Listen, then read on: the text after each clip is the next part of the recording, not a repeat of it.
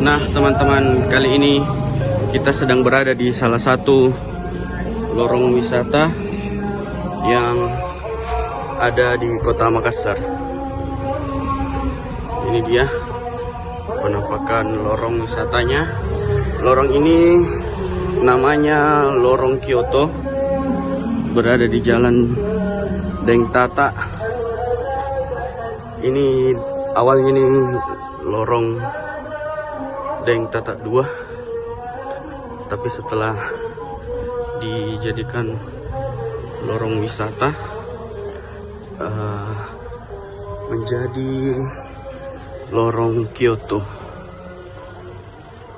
Itu ada WPAP, Wedang Pop Art Pop Portrait. Ini dia.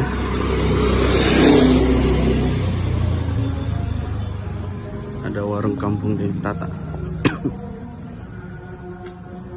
Nah,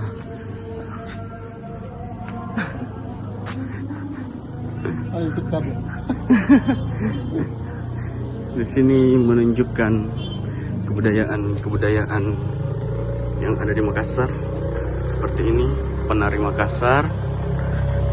Di depan sana tadi ada Pak Raga dan huruf. Di sebelah sana ada kapal pinisi juga tadi. Nah, Kan Kyoto. Kenapa namanya Kyoto? Kenapa namanya Kyoto? Coba jawab.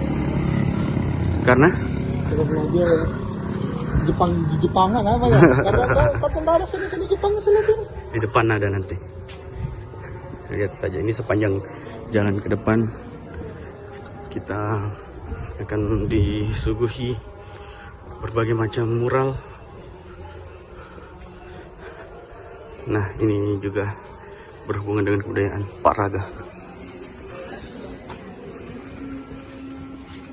Ini seni Pak Raga.